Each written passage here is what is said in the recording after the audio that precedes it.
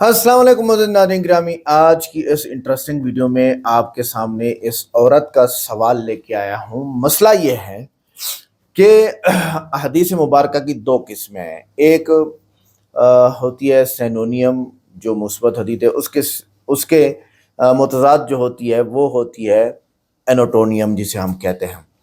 تو مثال کے طور پر حدیث متضاد کیسے ہے کہ آگ سے پکی ہوئی چیز کھانے سے وضو ٹوٹ جاتا ہے، یہ حدیث میں ہے۔ ٹھیک ہے، جیسے آپ نے گوشت لیا، آگ پہ پکایا، اس کو کھایا، وضو ٹوٹ گیا۔ اور دوسرا یہ ہے کہ نبی علیہ الصلوۃ والسلام نے خود آگ سے پکی ہوئی چیز کھائی اور وضو نہیں کیا، نماز شروع کی، متضاد آ گئے۔ تو پھر اس کے بارے میں کیا فیصلہ ہوگا، کیسے ہوگا؟ تو اسی وجہ سے ایک حدیث کو تو چھوڑنا پڑے گا۔ تو پھر تضاد آ گیا اور پھر ان احادیث کو لکھا گیا جس پہ عمل کیا گیا ہے، اور وہ کن کتابوں میں لکھا گیا، وہ صحیح ہے کہ غلط ہے، اس بارے میں ہندو عورت نے یہ سوال کیا ہے۔ آئیے دیکھتے ہیں کیا ڈاکٹر ذاکر نائک صاحب جواب دیتے ہیں اور اس کے آگے کون سے سوال ہیں، اور ویڈیو کے اینڈ پہ میں ان سارے سوالات کا بہترین جوابات لے کے آیا ہوں علمی تحقیق کے حساب سے، وہ بھی آپ کو ضرور فائدہ دے گی۔ آئیے دیکھتے ہیں، ویڈیو کو لائک کریں، چینل کو سبسکرائب کریں، ویڈیو کو واٹس ایپ پہ ضرور شیئر کریں، کمنٹ کر کے بتائیے گا ویڈیو کیسی لگی۔ My name is Neelam. I am a teacher by profession. I want to ask that I have read some books in which I get references of Bukhari, Tirmidhi, Ahmad, and Muslim, and so on. I just want to know, are these references authentic? And if not, then which other book should be referred for more information about particular surahs? Thank you. بہن نے سوال کیا ہے کہ ان نے کتاب پڑھی، اس کے اندر بخاری کا حوالہ دیا گیا، مسلم کا، احمد کا، ترمذی کا۔ وہ یہ جاننا چاہتی ہے کہ یہ کتابیں اوتھینٹک ہے یا نہیں، کہ وہ صحیح ہے کیا نہیں۔ آپ نے کون سی کتاب پڑھی مجھے پتہ نہیں، تو وہ کتاب کے بارے میں نہیں کہہ سکتا ہوں، لیکن اگر آپ کا سوال ہے کہ بخاری، مسلم، احمد، ترمذی صحیح ہے کیا نہیں، ہم قرآن میں مانتے ہیں اور محمد صلی اللہ علیہ وسلم کی صحیح حدیث میں مانتے ہیں۔ حدیث کیونکہ 1400 سال پہلے ہمارے پیغمبر محمد صلی اللہ علیہ وسلم نے فرمائی تھی۔ حدیث تین قسم کے ہوتے ہیں، صحیح، ضعیف اور موضوع۔ صحیح مطلب پختہ، اوتھینٹک، ضعیف مطلب ویک، مطلب کمزور، موضوع مطلب گڑی ہوئی، کنکوکٹڈ۔ جہاں تک کہ صحیح مسلم اور بخاری کا سوال ہے، یہ دونوں کتابیں صحیح مسلم اور بخاری، ان میں سے 100% جتنے بھی حدیثیں ہیں الحمدللہ صحیح ہے، دے اوتھینٹک۔ باقی جو کتابیں ہیں سیاستہ یا کتب الستہ کے، ترمذی، سنن ابو داؤد، ابن ماجہ اور سنن نسائی، یہ چار جو کتابیں ہیں کتب الستہ کے، ان میں سے اکثر حدیث صحیح ہے، لیکن چند حدیث اس میں ضعیف ہے۔ ان کے بارے میں ایک بہت بڑے عالم ہے، شیخ ناصر الدین البانی رحمہ اللہ، ان نے ان پہ تحقیق کی اور دو الگ جلد بنائے، صحیح ابو داؤد، ضعیف ابو داؤد، صحیح ترمذی، ضعیف ترمذی، صحیح سنن نسائی، ضعیف سنن نسائی۔ اس طریقے سے تقسیم کیا۔ یہ چاروں جو کتابیں ہیں اکثر میں سے حدیث صحیح ہے، لیکن کچھ ضعیف حدیث بھی ہے۔ تو اگر آپ جاننا چاہتے ہیں کہ اگر کوئی حوالہ دیا بخاری کا یا مسلم کا، آپ آنکھ بند کر کے سمجھ سکتے ہیں یہ صحیح ہے۔ لیکن اگر کوئی حوالہ دے رہا ہے ابو داؤد، ترمذی کا، سنن نسائی کا، ابن ماجہ کا، آپ سوچ سکتے اکثر صحیح ہوں گے۔ لیکن اگر آپ کو شک ہے تو آپ ناصر الدین البانی کی کتاب کے بارے میں تحقیق کر سکتے اور پتہ لگے گا کہ ان میں سے چند حدیثیں ضعیف ہے، اور اس کے بعد آپ کو پتہ لگے گا کہ یہ صحیح ہے کہ نہیں۔ تو قرآن مجید کے بعد جو کتاب ہے جو مسلمان کہہ سکتے ہیں کہ پورے طریقے سے صحیح ہے، وہ بخاری ہے، صحیح بخاری ہے۔ اس کے بعد صحیح مسلم ہے، اور باقی کے چار کتابوں کا مطالعہ کرنا چاہیے، ان میں سے اکثر حدیث صحیح ہے۔ Hope this answers the question. اگلا سوال مائک نمبر 2 سے۔ میرا نام رندھیر بہادر گوئل ہے۔ میں یہ جاننا چاہتا ہوں کہ اسلام دھرم کی استھاپنا کب ہوئی اور اس کے سنستھاپک کون تھے؟ آپ ذرا آپ کا سوال پھر سے دہرائیں گے؟ سر، جاننا یہ چاہتا ہوں کہ اسلام دھرم کی استھاپنا کب ہوئی اور اس کے سنستھاپک کون تھے؟ بہت سے لوگ کو غلط فہمی ہے کہ اسلام دھرم 1400 سال پہلے آیا اور محمد صلی اللہ علیہ وسلم اس کے بانی ہیں.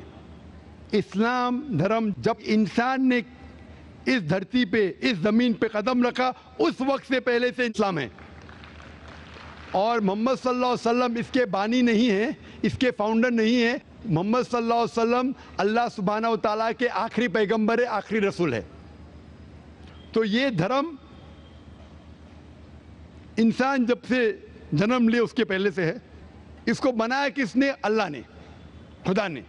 اللہ تعالیٰ قرآن میں لکھتے سورہ ال عمران میں سورہ نمبر 3 آیت نمبر 19 میں ان الدین عند اللہ الاسلام, صرف ایک ہی صحیح دین ہے وہ اسلام. اور اللہ تعالیٰ فرماتے سورہ ال عمران میں سورہ نمبر 3 آیت نمبر 85 میں کہ اگر کوئی دوسرا مذہب اسلام کے علاوہ اختیار کرتا ہے وہ آخرت میں خسارے میں ہے اور خدا بالکل اس کو نہیں مانیں گا. تو صرف اللہ نے ایک ہی دین بھیجا, خدا نے ایک ہی دین بھیجا, وہ ہے اسلام. تو جتنے پیغمبر آئے, آدم علیہ السلام, نوح علیہ السلام, عیسیٰ علیہ السلام, موسیٰ علیہ السلام, محمد صلی اللہ علیہ وسلم, سارے پیغمبروں نے ایک ہی مذہب سکھایا, وہ ہے اسلام. اسلام آتا ہے لفظ سلام سے جس کے معنی ہے امن, جس کے معنی ہے پیس. اسلام آتا ہے عربی لفظ سلم سے جس کے معنی ہے کہ اللہ تعالیٰ کے خواہش کے مطابق زندگی بسر کرنا. تو اسلام کے معنی ہے امن حاصل کرنا اللہ سبحانہ و تعالیٰ کو ماننے کے بعد, اسے کہتے ہیں اسلام. اور جو اس پہ چلتا ہے اسے کہتے ہیں مسلم. Hope the answers the question brother. دوسرے ساتھی ہیں وہ بھی نان مسلم ہیں, ان سے خواہش ہے کہ وہ تشریف لائیں مائک نمبر 1 پہ. اور دوسرے نان مسلم بھائیوں سے بھی خواہش ہے کہ وہ مائک پہ تشریف لائیں. تھینک یو, آپ نے موقع دیا. ابھی میں نے سنا ہے کہ ہندوازم میں پرتیما کے ذریعے پوجا کیا جاتا ہے وغیرہ وغیرہ. تو میں نے بھی کچھ پڑھا ہے, سنا ہے, دیکھا بھی ہے. اور ہر دھرم کے اس میں جا کر میں نے ان کے ذریعے سے پوجا بھی کیا ہے, سکھزم, بدھزم, ہندوازم اور کرسچینٹی میں بھی دیکھتا ہوں. سبھی میں پرماتما, کوئی بولتا ہے پرماتما ایک ہے, کوئی بولتا ہے پرمیشور, کوئی بولتا ہے اللہ. یہ سب ناموں کے ہے, لیکن اگر اپنے دل سے اگر دنیا میں دیکھے سمجھے تو پرمیشور ایک ہی ہے. ابھی پرتیما کے ذریعے ہندوازم میں ایک ہی پرمیشور کو دیکھا جاتا ہے. وہ پرتیما کو پرمیشور نہیں مانتے, اس کے ذریعے وہ پرمیشور پیرامے ایٹمک فورس کا وہ عبادت کرتے ہیں, ان کی پوجا کرتے ہیں, ارداس کرتے ہیں. کوئی پوجا بولتا ہے, ارداس بولتا ہے. There different things for different mind. تو میں تو سمجھو بائی برتھ ہندو ہوں, لیکن مجھے روچی پرمیشور, اللہ, جیزس کرائسٹ, یہ جو نام ہے ایک بڑی مہان شکتی کے ذریعے میں وشواس رکھتا ہوں. ان سب کپڑوں میں مجھے کوئی انٹرسٹ نہیں, کچھ نہیں. میں پرمیشور کو مانتا ہوں, اللہ کو مانتا ہوں, جیزس کو مانتا ہوں, بدھسٹ کو مانتا ہوں, دا ہول تھنگ. میرا دھرم کیا ہے, کیا آپ بتا سکتے ہیں کہ میرا دھرم کیا ہے؟ بھائی صاحب نے اچھا سوال پوچھا ہے. انہوں نے کہا ہے کہ میں بائی برتھ آئی ایم اے ہندو, میں پیدائشی ہندو ہوں, لیکن میں نے کرسچینٹی پڑھی, بدھزم پڑھا, اور کہا کہ میں کرسچن میں جا کے پریئر کیا ہوں اور بدھسٹ میں جا کے کیا ہوں. میرے سننے میں یہ نہ ہے کہ اسلام میں کیا ہوں. نہیں, میں آپ نے کہا نہیں, بولا میری جیب میں بھی ہے, جیب میں بھی ہے, دل میں بھی ہے, دل میں بھی. اسلام دل میں بھی ہے. بھائی صاحب ہر مذہب کے وہاں گئے, وہ پوچھنا چاہتے ہیں کہ میرا دھرم کیا ہے, میرا دھرم کیا ہے. اس کے پہلے انہیں 2 چیز کہا کہ ہم ایشور کو پرتیما کے ذریعے پوچھتے ہیں, اور کہا کہ کئی نام ہیں, ایشور, پرماتما, گاڈ, اللہ. پھر کہا میرا دھرم کیا ہے. 3 بھاگ ہے سوال کے. پہلی بات میں نے کہا کہ یہ پرتیما کے ذریعے عبادت کرنا کوئی کتاب میں نہیں لکھا ہے. آپ اپنا خود کا دھرم بنائیں گے. آپ کا نام کیا ہے ویسے؟ شیواجی. شیواجی. شیواجی. شیواجی. پورا نام کیا ہے؟ شیواجی سکھدیو وارولے. شیواجی وارولے. ہاں, شیواجی وارولے. تو ہمیں اس طریقے سے عبادت جس طریقے سے دھارمک کتابوں میں لکھا ہے, قرآن میں لکھا ہے کہ سے عبادت کرو, سجدہ کرو. ہندوازم میں بھی لکھا ہے دنڈ نمسکار, پتہ ہے दंड नमस्कार, उसमें कहा शष्टांग, शष्टांग पता है? शष्टांग मतलब, शष्टांग मतलब 8 अंग आपके हिस्से के जमीन पे लगना चाहिए। 8 अंग, 8 हिस्से आपके अंग के जमीन पे लगना चाहिए। 8 अंग, माथा, नाक, 2 हाथ, 2 घुटने और 2 पैर। अब मेरी 8 हो गए ना? सब मेरी तो एक ही टांग है, एक स्वर्ग में गई है, तो मैं साष्टांग कैसे कर सकता हूँ? हाँ, वेरी गुड, वेरी गुड।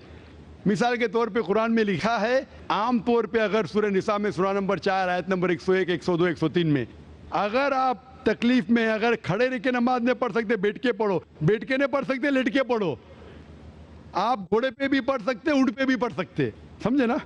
मिसाल के तौर पे उसका मतलब आप खड़े नहीं सकते, बैठ के पढ़ो, बैठ के नहीं तो लेट के।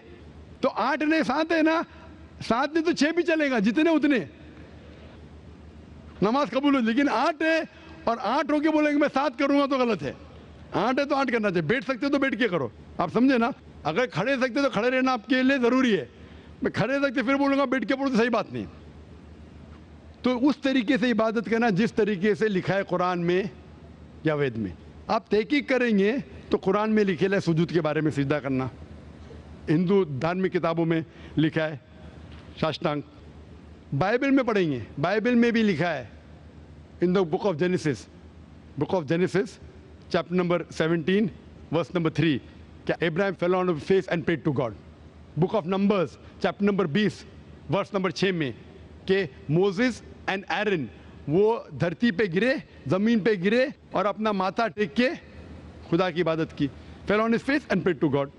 लिखा है बुक ऑफ जोशुआ में चैप्टर नंबर 5 वर्स नंबर 14 में, Joshua fell on his face and prayed to God. Joshua ने मुंह के बल जमीन पे गिरा और खुदा की इबादत की। ईसा अलैहिस्सलाम, आप गॉस्पेल पढ़ेंगे ऑफ मैथ्यू में, took a few steps forward in garden of Gethsemane, fell on his face and prayed to God. Garden of गेथसेमनी पे मुंह के बल गिरे और खुदा की इबादत की। मैं पूछता हूँ कोई भी खिलाड़ी या एक्रोबैट मुंह के बल अगर गिर सकता है, जिस तरीके से मुसलमान पढ़ते उससे बेहतर गिर नहीं सकता है। तो किस तरीके से पढ़ना चाहिए, धार्मिक किताबों का मुताला कीजिए। आप अपने खुद के तरीके से शुरू करेंगे तो ये गलत है। आप समझ रहे ना? आपका दूसरा सवाल, खुदा बोलो, अल्लाह बोलो, जीसस बोलो, कुरान में आए थे सूरह इसरा सूरा नंबर 17 आयत नंबर 110, कुलिदुल्ला अबिदुर्रहमान अय्यमा तदु फलाल अस्माउल हुस्ना। कहो अल्लाह या रहमान, जो भी कहो लेकिन बेहतरीन नाम कहो, सही नाम कहो, क्योंकि अल्लाह के सबसे बेहतरीन और अच्छे ब्यूटीफुल नेम्स हैं। कुरान मजीद में कहा गया है कि आप कोई भी नाम से अल्लाह को पुकारो लेकिन सही नाम से पुकारो। और कुरान मजीद में अल्लाह के 99 नाम हैं, अल हकीम, रब, अर रहीम, हिकमत वाला, रहमत वाला, और सबसे ऊंचा नाम है अल्लाह। ये जो कुरान मजीद में लिखा है कि अल्लाह के सबसे बेहतरीन नाम है। सूरह इसरा सूरा नंबर 17 आयत नंबर 110 के अलावा सूरह तहा सूरा नंबर 20 आयत नंबर 8, सूरह अराफ सूरा नंबर 7 आयत नंबर 180 और सूरह हशर सूरा नंबर 56 आयत नंबर 24 में कहा गया है कि सबसे बेहतरीन नाम है अल्लाह ताला के। लेकिन हम मुसलमान अल्लाह को अल्लाह के लफ्ज़ से क्यों बनाते हैं? क्योंकि ये अरबी लफ्ज़ अल्लाह में मिलावट नहीं है, बाकी सब लफ्ज़ में मिलावट है। मिसाल के तौर पे गॉड लो, गॉड में एस ऐड करेंगे तो हो जाता है गॉड्स। कुरान में कुल हुवल्लाहु अहद, कहो कि अल्लाह एक है। अगर हम गॉड पे ऐड करते DESS हो जाता है गॉडेस, मुअन्नस खुदा, फीमेल गॉड। इस्लाम में ना मेल गॉड है ना फीमेल गॉड। अल्लाह क्या कोई जिन्स नहीं। अगर मैं ऐड करता हूँ फादर हो जाता है गॉड फादर, वो मेरा गार्डियन है, वो मेरा गॉड फादर है, वो मेरा देखभाल करने वाला है। इस्लाम में अल्लाह अब्बा या अल्लाह फादर जैसा कोई चीज़ नहीं। अगर मदर ऐड कर हो जाता है गॉड मदर। इस्लाम में कोई अल्लाह अम्मी अल्लाह मदर नहीं है। अगर मैं टिन प्रीफिक्स करता हूँ गॉड के आगे हो जाता है टिन गॉड, मतलब फेक गॉड, मतलब बनावटी खुदा। इस्लाम में कोई टिन अल्लाह नहीं है। इसीलिए मुसलमान अल्लाह को अरबी लफ्ज़ अल्लाह से पुकारना बेहतर समझते बनिस्बत गॉड। आप लोग परमात्मा, आत्मा परमात्मा, ईश्वर परमेश्वर, कुछ भी लो उसके मिलावट है। अगर मैं कहूँगा देव हो जाता है देवी, हो जाता है देवता, देव देवियाँ देवता, आप समझे, खुदा खुदाओ खुदादाद, सब में मिलावट है। इसीलिए हम मुसलमान पसंद करते अल्लाह को अल्लाह के लफ्ज़ से बुलाना। آپ کا آخری سوال, آپ کا آخری سوال, آپ کا نام کیا, آپ نے کہا شیواجی کیا, शिवाजी वारुले. वारुले. आपका आखिरी सवाल कि आप कौन सा धर्म फॉलो करते? आपका धर्म है शिवाजी वारुले का धर्म. शिवाजी वारुले का धर्म ये सही धर्म नहीं है. आपको मानना चाहिए खुदा का धर्म, अल्लाह का धर्म, और वो धर्म सबसे बेहतरीन उस धर्म के बारे में लिखा है ये कलाम. मैंने कहा ना इंस्ट्रक्शन मैन्यूल, ये इंस्ट्रक्शन मैन्यूल कुरान है जो खुदा का आखिरी कलाम है, जिसमें लिखा है किस तरीके से इंसान को अपनी ज़िंदगी बसाना चाहिए, किस तरीके से इबादत करना चाहिए और क्या चीज़ करना चाहिए. मैं खुद के ऊपर फॉलो करने लगूंगा तो नया धर्म इजाद करूंगा. तो मेरी आपसे दरख्वास्त है कि आप कुरान मजीद को पढ़िए, उसका तर्जुमा पढ़िए, अंग्रेज़ी में पढ़िए, हिंदी में पढ़िए, मराठी में पढ़िए और इस पे अमल कीजिए. फिर मैं कहूँगा आप वो धर्म मान रहे जो खुदा का धर्म है. Hope the answer the question. Thank you. अगला सवाल माइक नंबर 2 से. अस्सलाम वालेकुम. मेरा नाम अब्दुल्ला है. मैं 1.5 साल से ईमान लेके. भाई साहब, जैसे कि कोऑर्डिनेटर ने कहा था, अगर कोई गैर मुसलमान है उनको पहला मौका दिया जाना चाहिए. यहाँ भी कई गैर मुसलमान हैं. अगर उस माइक पे कोई गैर मुस्लिम है तो उनको पहला मौका दीजिए. अगर उस माइक पे नहीं तो खवातीन के माइक पे कोई है? खवातीन के माइक पे कोई गैर मुस्लिम है? No non Muslims. तो भाई साहब इस माइक्रोफोन पे है. Yes brother, most welcome. नमस्कार सर, मेरा नाम अंकुर फडणीस है. मैं पेशे से इंजीनियर हूँ. जैसे कि आपने साइंटिफिकली आप प्रूव करा कि आपने साइंटिफिकली हवाला दे रहे हैं अपने उत्तरों का, आप उत्तर दे रहे हैं साइंटिफिकली हवाला देकर, मतलब साइंटिफिकली आप प्रूव कर रहे हैं किसी भी चीज़ को.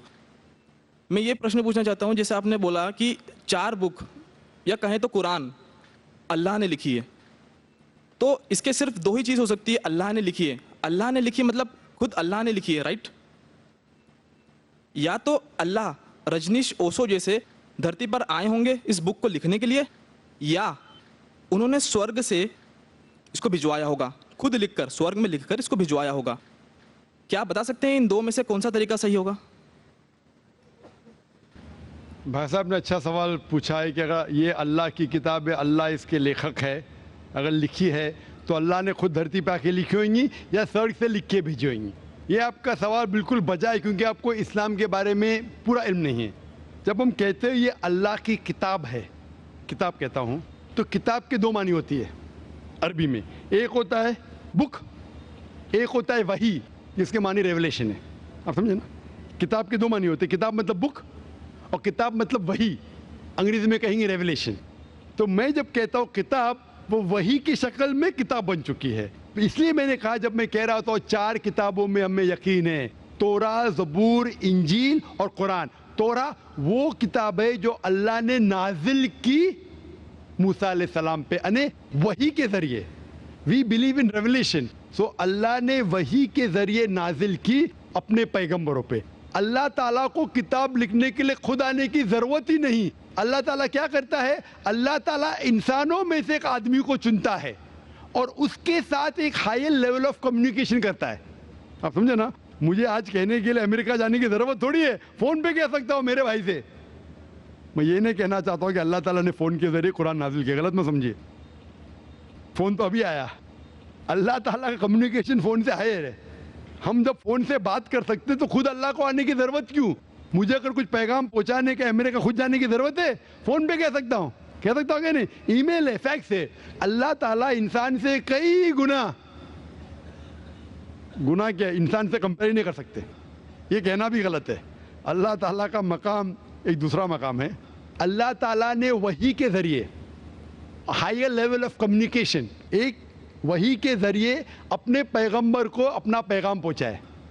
मिसाल के तौर पे कुरान कैसे किताब की शक्ल में है? अल्लाह ताला ने वही के ज़रिए नाजिल की मोहम्मद सल्लल्लाहु अलैहि वसल्लम को. मोहम्मद सल्लल्लाहु अलैहि वसल्लम ने दोहराए. जब दोहराते थे, क्योंकि अल्लाह के रसूल, आखिरी रसूल मोहम्मद सल्लल्लाहु अलैहि वसल्लम अनपढ़ थे, ना लिख सकते थे ना पढ़ सकते थे. वो लेके अपने साहबा, अपने साथियों को, आओ लिखो इकरा, तो लिखते थे. दोहराओ, बिस्मिल्लाह रहमान रहीम पढ़ो, बिस्मिल्लाह रहमान रहीम. तो वो कहते थे अपने ज़बान से. लोग जब लिखते थे बोलते थे दोहराओ, और वो सुनते थे हाँ सही है. اس طریقے سے دھیرے دھیرے دھیرے 22 سال 22.5 سال میں یہ قرآن نازل ہوا. ایک ساتھ میں لکھ کے تھوڑی فرق میں لکھ کے بھیجا, یا لیکھک جیسا لکھتا ہے ویسا نہیں لکھا. سوال جواب کا سیشن کوئی اللہ کے رسول سے پوچھا کہ مثال کے سورہ بقرہ سورہ نمبر 2 آیت نمبر 219 میں ان لوگ جب پوچھتے شراب کے بارے میں تو اوپر سے وہی آئی. ان لوگ جب پوچھتے شراب کے بارے میں کہہ دو شراب کے اندر نقصانات بھی فائدے بھی ہے, نقصانات فائدے سے زیادہ ہے. سوال جواب.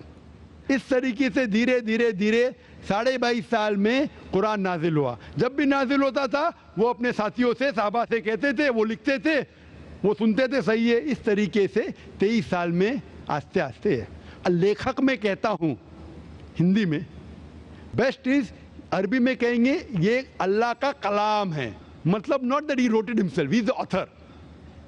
آپ سمجھ رہے نا, author means he is the originator, Quran originated from him. That doesn't mean he wrote it with himself, with the pen.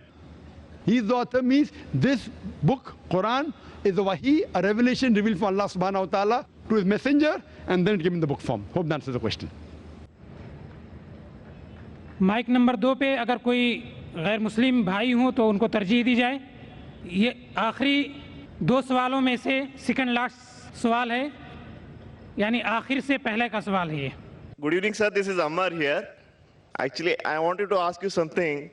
As of now, what I have gained certain knowledge about the Islam, every religion tells you if you hurt someone, you're bound to get hurt. In spite of that, there is major animosity between different religions in the whole world. So I wanted to know how can we eradicate that? بھائی صاحب نے جو سوال پوچھا ہے یہ سوال مہیش بھائی نے سب سے پہلے پوچھا تھا کہ ہر دھرم اگر کہتا ہے کہ دوسرے دھرم کو تکلیف مت دو, لیکن پھر بھی اتنا قتل ہو رہا ہے دھرم کے نام پہ, کس طریقے سے اس کو ہم دور کر سکے. میں نے کہا کہ اکثر میرے حساب سے جتنے دنگے فساد ہوتے ہیں اس کے ذمہ دار پولیٹیشین ہیں, اپنی ذاتی فائدے کے لیے دھرم کے نام پہ دنگے فساد کرتے ہیں. اسی لیے ہر ہندو, ہر مسلمان اگر اپنی کتاب کو صحیح طریقے سے پڑھے اور اس کے اوپر عمل کرے, یہ دنگے فساد دور ہو جائیں گے. جس طریقے سے قرآن مجید میں لکھا ہے سورہ عمران میں سورہ نمبر 3 آیت نمبر 64 میں, تعالوا الی کلمۃ سواء بین بینکم, آؤ ہم اس بات کی طرف جو آپ اور ہم میں یکساں ہے. Is it because of certain misconceptions among people? بھائی صاحب نے پوچھے کہ کیوں غلط فہمی, اس کی وجہ سے بالکل صحیح. غلط فہمی اس لیے, اگر یہ غلط فہمی دور ہو جائیں گی اور ہم ایک دوسرے کے دھرم کو جانیں تو ہمیں پتہ لگے گا کہ سارے دھرم کہتے ہیں کہ ایک ہی خدا ہے, ایک ہی ایشور ہے, ایک ہی اللہ ہے, اور صرف اس ایشور کی عبادت کرنا چاہیے, اس کے علاوہ نہیں. انشاءاللہ بھائی چارہ بڑھے گا اور ہم ایک دوسرے کو سمجھ پائیں گے اور یہ دنگے فساد قتل بند ہو جائیں گے. Thank you, sir. اور اب اس نشست کا آخری سوال مائک نمبر 1 سے. توریت, زبور اور انجیل. توریت موسیٰ علیہ السلام پہ نازل ہوا, داؤد علیہ السلام پر یہ کون سا تو زبور, ہاں, اور انجیل عیسیٰ علیہ السلام پہ نازل ہوا. تو ابھی یہ تینوں کیوں فارم میں نہیں ہے, مطلب ہے کیوں نہیں؟ قرآن ہے تو اس کو مکس اپ کر دیا لوگوں نے, اور اس کا فارم کیوں نہیں ہے ابھی؟ زبور انجیل کیوں نہیں ہے وہ کتاب ابھی؟ بھائی صاحب نے اچھا سوال پوچھا کہ اللہ نے نازل کیا تورا, پھر زبور, پھر انجیل, اب یہ سب کیوں نہیں, صرف قرآن کیوں؟ بھائی صاحب جب بک کا ایڈیشن نکلتا ہے نا, first edition, second edition, third edition, تو صرف لیٹسٹ ایڈیشن لگتے, پرانے ایڈیشن چھوڑ دیتے, کیونکہ جو مین ساری کتابوں میں, ساری وحی میں بنیادی بات وہی تھی, ایک خدا کو مانو, اس کی عبادت کرو, نہ اس کی کوئی پرتیما ہے نہ کوئی مورتی ہے. لیکن جو مائنر پوائنٹس تھے, کس طریقے سے نماز پڑھنا شاید تبدیلی ہوئی, تھوڑا کھانے میں حلال تھا, کبھی حرام ہوا, یہ تھوڑی بہت بات بدلتے گئے کیونکہ لوگ نے اس کتاب میں ملاوٹ کی. جب وحی میں ملاوٹ آنے لگی تو اللہ نے ایک نئے پیغمبر کو بھیجا پھر سے اس کو صاف کر کے. لیکن جب اللہ تعالیٰ نے سوچا کہ یہ وقت ابھی صحیح وقت ہے, آپ پوچھیں گے اللہ تعالیٰ نے قرآن کیوں نہیں سب سے پہلے بھیجا, تو میں یہ جواب دوں گا اللہ تعالیٰ جانتے تھے کہ انسانیت اس وقت تیار نہیں تھی قرآن کو حاصل کرنے کے لیے. 1400 سال پہلے اللہ ہمارا خالق ہے, انہیں جب یقین ہوا کہ یہ وقت صحیح ہے نازل کرنے کے لیے, انہوں نے قرآن نازل کی. اور جب نازل کیا اس میں لکھا ہے سورہ ہجر میں سورہ نمبر 15 آیت نمبر 9 میں کہ اللہ تعالیٰ نے قرآن نازل کی اور اللہ تعالیٰ اس قرآن مجید کی حفاظت کریں گے. اس کے بعد کوئی بھی اس قرآن مجید میں ملاوٹ لا ہی نہیں سکتا ہے, آپ کتنی بھی کوشش کرو، کیونکہ آج کی تاریخ میں لاکھوں لوگ قرآن کو اپنے میموری میں اتار چکے ہیں. یہاں دنیا میں کئی حفاظ ہیں، لاکھوں حفاظ ہیں جو قرآن مجید کو اپنے دماغ سے پھر سے دہرا سکتے ہیں. دے نو دا قرآن بائی ہارٹ. کتنی بھی کوشش کرو، آج کی تاریخ میں اگر آپ سارے قرآن مجید کو جلا بھی دیں گے نعوذ باللہ، پھر بھی ممکن نہیں کہ قرآن کو آپ ختم کر سکیں گے، کیونکہ اللہ تعالیٰ کا وعدہ ہے کہ قرآن کو میں نے نازل کیا ہوں اور میں اس کی حفاظت کروں گا. اسی لیے اس کے بعد کوئی بھی قرآن نہیں آنے والا، کوئی بھی نئی وحی نہیں آنے والی. اسی لیے اللہ تعالیٰ فرمائے کہ آخری وحی کی حفاظت کریں گے، کیونکہ تا قیامت ہر انسان کے لیے ایک انسٹرکشن مینول موجود ہے. آخری جواب تھا. وآخر دعوانا الحمدللہ رب العالمین. تو ناظرین گرامی، جو پہلا سوال تھا وہ تھا ایک خاتون کی طرف سے کہ میں نے ریفرنس دیکھے ہیں حدیث کی کتابوں کے. تو وحی کی دو قسمیں ہم بیان کرتے ہیں. ایک قرآن پاک ہے، اس کو پڑھا جاتا ہے. ایک وحی کی قسم ہے حدیث، جس کو رسول اللہ صلی اللہ علیہ وسلم کے دل مبارک میں اتارا گیا اور انہوں نے آگے کیا. اور وحی جو قرآن پاک ہے وہ فرشتے سے سنا نبی علیہ السلام نے اور وہ آگے بھیجا. ان دونوں میں یہی ڈیفرنس آتا ہے. وحی جو قرآن ہے نبی علیہ السلام کو نے سنا فرشتے سے، خود فرمایا کہ میں نے فرشتے سے سنا اور ہم ایمان لاتے ہیں، ہم یہ بات سچی ہے. اور جو حدیث ہوتی ہے وہ حدیث نبی علیہ السلام کے دل مبارک پر یا فرشتے کی وحی سے وہ آتی ہے، اور اس کو نبی علیہ السلام نے نہیں فرمایا اس کو قرآن میں رکھو، اور جس کے بارے میں فرمایا اس کو قرآن میں رکھو تو اس کو قرآن میں رکھا جاتا تھا. تو یہ حدیث ہوتی ہے اور قرآن ہوتا ہے. اب اس حدیث میں آگے ہوا یہ کہ اس کے راوی صحابہ کرام تھے جنہوں نے حضرت محمد صلی اللہ علیہ وسلم سے یہ احادیث مبارکہ سنی براہ راست، فیس ٹو فیس، یا کسی صحابی نے دوسرے ایماندار، صحابی تو سارے ایماندار ہیں، دوسرے صحابی سے سنی. اب ہر راوی کے اندر ہوتا ہے حافظہ، اس کے یادداشت کیسی ہے، یاد رکھنے کی طاقت کیسی ہے، دیانت کیسی ہے، اور سمجھ، عمر، ملاقات کا ثبوت، کیا یہ رسول اللہ صلی اللہ علیہ وسلم سے ملا بھی ہے، ہسٹری ہمیں اس کے بارے میں بتاتی ہے کہ نہیں بتاتی. تو یہ سارا چیک کیا جاتا ہے. آگے وہ حدیث آ گئی راویوں کے پاس اور محدثین کرام کے پاس. تو پھر کچھ راوی بہت مضبوط تھے، ثقہ تھے، حافظہ بھی اچھا تھا. بعد میں صحابہ کرام کے بعد، تابعین کے بعد، امام بخاری علیہ رحمہ سے پہلے، امام احمد بن حنبل سے بھی پہلے، ان مواقع کے اوپر کچھ لوگ یوں بیان کرنے لگے میں نے اپنے استاد سے یوں سنا یا یوں سنا، یا پھر الفاظ میں تبدیلی آ گئی. وہی لفظ، وہی حدیث دوسرے راوی سے جب آیا، ان کو میچ کیا، کیونکہ بکس کا نظام ابھی شروع نہیں ہوا تھا، تو الفاظ میں ڈیفرنس آنے لگے. پھر کتابوں کا سلسلہ شروع ہوا اور ان کتابوں میں لکھ دیا گیا کہ یہ فلاں راوی صحابہ کے بعد، کافی بعد کی بات کر رہا ہوں، اس کا حافظہ کمزور ہے، یا پھر یہ سنت کے مطابق زندگی نہیں گزارتا، یا پھر اس کی ملاقات جس صحابی تک یہ حدیث پہنچتی ہے اگلے راوی تک، اوپر کے استاد تک، اس سے ملاقات ہی ہسٹری میں نہیں ہے، یا اس سے اگلے کی نہیں ہے، یا اس سے اگلے کی نہیں ہے، یا اس سے اگلے کی نہیں ہے. صحابی کے بارے میں کبھی شاید یہ نہ کہا گیا ہو کہ اس کی ملاقات حضرت محمد صلی اللہ علیہ وسلم سے ہے.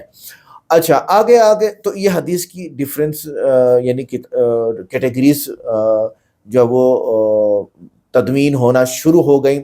تو کچھ راوی اچھے ہیں مگر تھوڑے کمزور حافظے والے ہیں، کچھ راوی سخت کمزور ہیں، ضعیف ہیں، یعنی ان کا حافظہ خراب ہو چکا ہے. وہ کہتے ہیں یار یادداشت خراب ہو چکی ہے، خود بھی کہتے ہیں کیا تھا کیا نہیں تھا میں کیسے بیان کروں. تو اس حدیث کو ضعیف کہا جاتا ہے. موضوع حدیث وہ ہوتی ہے جو بعد والوں نے اپنی طرف سے بنا دی. اب مسئلہ یہ کہ ہم کس پر عمل کریں گے. تو علماء کرام نے اصول طے کیے کہ دو حدیث متضاد آ گئیں، ایک ضعیف ہے ایک صحیح ہے، صحیح کو لیں گے، متضاد میں ضعیف کو ہم چھوڑ دیں گے کیونکہ یہ صحیح ہے. اسی طرح ساری کیٹیگریز بنائی گئی. تو یہ ساری کتابیں پھر بنی حضرت امام بخاری رحمۃ اللہ علیہ. اس میں بڑی لمبی ڈیٹیل ہے. امام بخاری نے بخاری لکھی، احمد بن حنبل نے مسند امام احمد بن حنبل لکھی، مسند امام مالک آئی، مسند امام مالک آئی، مسند امام ابو حنیفہ رحمۃ اللہ علیہ امام صاحب کے شاگردوں نے لکھی. اسی طرح بہت ساری کتابیں، صحیح کتابیں 72 ہیں، ان میں احادیث مبارکہ کو لیا جا سکتا ہے. بعد میں کچھ لوگوں نے سختی کرنے والوں میں علامہ البانی رحمۃ اللہ علیہ. سختی میں غلط بول گیا، ان کے اپنے اصول اور تھے. امام بخاری والے نہیں تھے، امام احمد بن حنبل والے نہیں تھے، اور اسی طرح ابن ماجہ والے نہیں تھے، اور اسی طرح امام مالک والے نہیں تھے وغیرہ وغیرہ، ان سب کی کتابوں کو ہم پڑھتے ہیں۔ تو انہوں نے فرمایا کہ سلسلہ احادیث صحیحہ، سلسلہ احادیث ضعیفہ اور موضوعہ ان کی کچھ کتابیں ہیں، یا ایک ہی کتاب میں یہ تینوں ٹاپک انہوں نے کور کیے ہیں۔ تو جب انہوں نے یہ ٹاپکس کور کیے ہیں تو اس میں پھر انہوں نے یہ طے کر دیا ابن ماجہ کی حدیث وہ نہیں لینی، فلانی نے نہیں، فلاں نے نہیں ہے، فلاں نہیں صحیح، فلاں صحیح ہے۔ اور اس طرح ابن ماجہ، سنن ابن موطا امام مالک، اسی طرح ترمذی، اسی طرح اتھینٹک احادیث مبارکہ سے بھی احادیث کو مزید الگ کر دیا گیا، جس میں علماء کا اتفاق کم ہے۔ علامہ البانی رحمۃ اللہ علیہ پر علماء کا اتفاق کم ہے، اور اہل حدیث حضرات اس پہ اتفاق کرتے ہیں، اور کرتے ہیں تو پھر اس سے پھر یہ ہے کہ وہ راستے پھر الگ بھی ہو جاتے ہیں۔ اچھا آگے آتے ہیں، اسلام کا بانی کون ہے؟ جب انہوں نے کہا تھا، دوسرے ایک آدمی نے، یہ بات تقریباً آگے ہوگی، اگر آپ کو سمجھ نہیں آئے تو کمنٹ کیجئے گا، میں آپ کو انشاءاللہ بتا دوں گا۔ اسلام کسی انسان کا بنایا ہوا مذہب نہیں ہے، اس لیے اس کا بانی کوئی انسان نہیں ہے۔ اسلام کا بانی اللہ تعالیٰ کی ذات خود ہے۔ اسلام وہ دین ہے جسے اللہ نے خود نازل کیا اور جس کی تعلیمات تمام انبیاء کو دیں۔ قرآن سے ثبوت، ان الدین عند اللہ الاسلام، اللہ کے ہاں صرف اسلام ہی ہے۔ سورہ آل عمران آیت نمبر 19۔ اور اس سے معلوم ہوا کہ اسلام اللہ کا دیا ہوا ہے، انسان کا اس سے ایجاد نہیں کیا، ابتدائی سے ہی یہی دین تھا۔ یہ تین باتیں اس آیت میں صاف نظر آ گئی۔ کیا اسلام صرف حضرت محمد صلی اللہ علیہ وسلم سے شروع ہوا؟ نہیں، تمام انبیاء علیہ السلام کی دعوت دیتے تھے۔ حضرت آدم علیہ السلام، نوح علیہ السلام، ابراہیم علیہ السلام، موسیٰ علیہ السلام، عیسیٰ علیہ السلام، آخر میں حضرت محمد صلی اللہ علیہ وسلم، یہ سب اسلام کے نبی تھے، یعنی توحید کے نبی تھے، عبادت الہی کے نبی تھے، اور فرمانبرداری کی دعوت دیا کرتے تھے۔ مختصر یہ کہ اسلام کا خالق صرف اللہ ہے، انسان نہیں ہے، باقی انبیاء کو اللہ تعالیٰ نے چنا۔ آگے ایک صاحب نے سوال کیا کہ میں تمام مذاہب کو مانتا ہوں، آپ بتا سکتے ہیں کہ میرا مذہب کیا ہے؟ یہ بات آپ کے لیے انتہائی اہم کہ میں کسی انسان کے مذہب کا تعین نہیں کر سکتا ہوں، یہ ڈاکٹر ذاکر نائک صاحب کے الفاظ ہیں۔ آگے لیکن میں آپ کے کہے ہوئے جملے کی وضاحت کر دیتا ہوں، یہ بات انہوں نے پھر وضاحت کی ڈاکٹر صاحب نے، لیکن عام طور پر یہ جملہ تین ممکنہ معنی کو دیتا ہے۔ آپ ہر مذہب کا احترام کرتے ہیں، بالکل، یعنی آپ یہ کہتے ہیں کہ دنیا کے تمام مذاہب کو عزت اور احترام دیتا ہوں۔ احترام اور ماننے میں فرق ہے۔ آپ یہ مانتے ہیں کہ ہر مذہب میں کچھ نہ کچھ اچھی باتیں ہیں، اسلام میں ساری اچھی باتیں ہیں، یعنی آپ ہر مذہب کی اچھی تعلیمات کو قبول کرتے ہیں، چاہے آپ عملی طور پر ایک دین پر نہ ہوں یا ہوں۔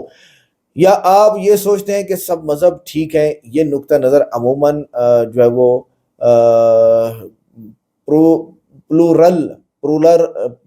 پلورلزم کہلاتا ہے، لیکن یہ کسی ایک مخصوص مذہب کا نام نہیں ہے۔ کیا تمام مذاہب کو مانا خود ایک مذہب ہے؟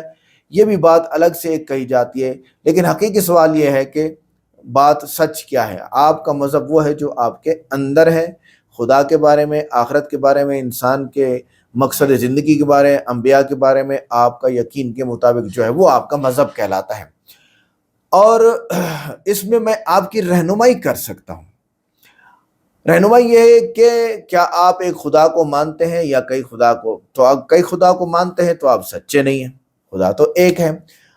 کیا آپ آخرت کو مانتے ہیں؟ اگر مانتے ہیں تو اسلام بھی یہی کہتا ہے۔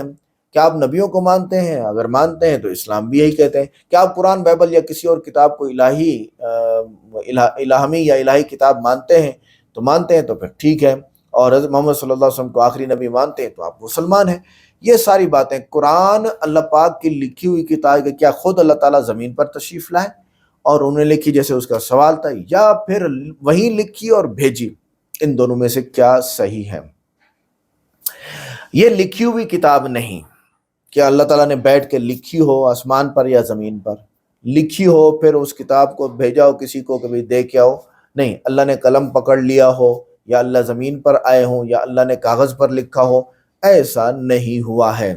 کیوں؟ کیونکہ اللہ جسم، ہاتھ، شکل، جسمانی صفات رکھنے والے نہیں ہیں۔ اللہ تعالیٰ ہیں، کیسے ہیں کوئی پتہ نہیں ہے، آخرت میں پتہ چلے گا۔ لیسا کمثلہ شیء، سورہ شورى آیت نمبر 11 میں یہ ساری بات واضح ہے۔ اور صحیح بات یہ کہ قرآن اللہ کا کلام ہے، بھجوانے والا اللہ ہے، لکھنے والے فرشتے ہیں، یاد رکھیے گا۔ قرآن کے وحی کے صحیح طریقہ یہ ہے کہ اللہ نے قرآن کو کلام کی صورت میں محمد صلی اللہ علیہ وسلم پر نازل فرمایا، یعنی پڑھ کے سنایا۔ قرآن اللہ کا کہا ہوا کلام ہے، ان کی ذات سے نکلا ہوا ہے۔ اللہ نے وحی بھیجنے کے لیے جبریل علیہ السلام کو مقرر فرمایا، اللہ جبریل علیہ السلام، اور پھر حضرت محمد صلی اللہ علیہ وسلم تک پہنچا۔ حضرت محمد صلی اللہ علیہ وسلم نے صحابہ کو سنایا اور انہوں نے لکھا، صحابہ نے چمڑے پر لکھا، ہڈی پر لکھا، پتھر پر لکھا، کھجور کے پتوں پر لکھا، پھر کتابی شکل میں آخر میں دیا، سب کچھ لکھ کر محفوظ کیا۔ قرآن اللہ کا لکھا ہوا نہیں بلکہ اللہ کا کلام ہے۔ قرآن پر لفظ استعمال ہوتا ہے کلام اللہ، اللہ کا کلام، یہ اس پہ مکتوب کا لفظ لکھے ہوئے ہونے کا، ریٹن کا لفظ استعمال نہیں ہوتا۔ تنزیل من رب العالمین، رب کی طرف سے نازل کیا ہوا، لیکن قرآن کو مخلوق نہیں کہا جا سکتا۔ یہ اللہ کا صفتی کلام ہے جو لکھا جاتا ہے، پڑھا جاتا ہے، یاد کیا جاتا ہے۔ یہ نہیں کہہ سکتے کہ یہ مخلوق ہے، کیونکہ خالق کی ذات سے آیا، لکھا نہیں گیا ہے۔ قرآن اللہ نے آسمانوں سے بھجوانے کی شکل میں نازل کیا۔ قرآن مومنوں پر 30 سال میں تھوڑا تھوڑا کر کے نازل ہوا، یعنی حضرت محمد صلی اللہ علیہ وسلم کو جبریل علیہ السلام نے پڑھ کے سنایا، انہوں نے صحابہ کو پڑھ کے سنایا اور بعد میں اکٹھے ہوا۔ آیات خود کہتی ہیں نزلہ علی قلبک، اللہ نے اسے نازل کیا تمہارے دل پر۔ یہاں صاف کہہ رہا ہے کہ نازل کرنے والا اللہ ہے، پہنچانے والا جبریل ہے، سمجھانے والا محمد ہے، لکھنے والے صحابہ ہیں، جمع کرنے والی امت ہے۔ تو ایک لائن میں اس کا نتیجہ آپ کے سامنے آ گیا۔ اسلام یہ لکھتا ہے کہ کسی کو اسلام کہتا ہے کہ کسی کو قتل مت کرو، پھر اتنے لوگ دہشت گرد کیوں ہیں اسلام کے اندر جو آگے دہشت گردی پھیلا رہے ہیں، کیوں ہیں؟ تو اسلام کا اصل حکم تو ہے قتل بالکل منع ہے۔ قرآن بالکل واضح کہتا ہے جس نے ایک بے گناہ کو قتل کیا گویا اس نے پوری انسانیت کو قتل کیا، سورہ مائدہ کی آیت نمبر 32۔ اور خود کو قتل نہ کرو، سورہ نساء آیت نمبر 29۔ اور اللہ حق کے بغیر قتل کرنے والوں پر لعنت کرتا ہے۔ اسلام بے گناہ کے قتل کو سخت ترین گناہ قرار دیتا ہے۔ جن کے بارے میں آپ سنتے ہیں کہ وہ قتل کرتے ہیں اور وہ مسلم ہیں، تو یہ پروپیگنڈا ہے۔ ڈاکٹر ذاکر نائک صاحب نے بھی اس کو بیان فرما دیا۔ ویڈیو کیسی لگی؟ ویڈیو کو لائک کریں، چینل کو سبسکرائب کریں، ویڈیو کو واٹس ایپ پہ ضرور شیئر کریں، کمنٹ کر کے بتائیے گا ویڈیو کیسی لگی۔ ملتے ہیں نیکسٹ ویڈیو میں۔ السلام علیکم۔